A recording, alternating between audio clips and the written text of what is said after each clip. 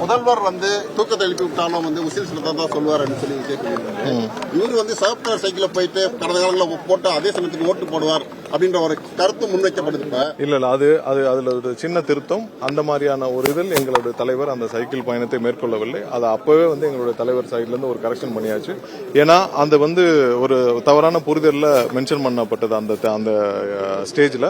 அந்த மாதிரியான ஒரு சைக்கிள் பயணத்தை எங்களுடைய தலைவர் வந்து அந்த எண்ணத்துல பண்ணல. ஏன்னா அது ஏற்கனவே ஒரு சில இடத்துல எங்கள்கிட்ட தனிப்பட்ட முறையில் எங்களுடைய தலைவர் அதை மென்ஷன் பண்ணிருக்காரு. எப்படின்னா சாதாரணமா சும்மா வந்து காலையில ஒரு எதுல போலான்னு நினைச்சேன், அப்ப அந்த சைக்கிள் இருந்துச்சு, அந்த சைக்கிள் ஏறி பயணிச்சேன்னு சொன்னாரு.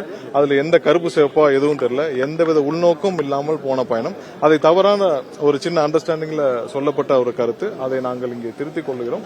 அது இல்ல என்னப்பா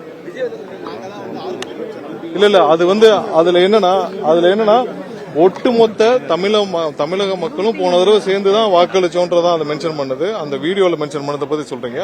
தமிழக மக்கள் அனைவரும் சேர்ந்து நீங்க எல்லாம் சேர்ந்து தேர்ந்தெடுத்தீங்க. அவர்கள் இன்னைக்கு எவ்வளவு மக்கள் விரோதமாக செயல்படுறாங்கன்னு சொன்னதா இது நிறைய தவறான புரிதல் இருக்கு. அதனால கரெக்ஷன்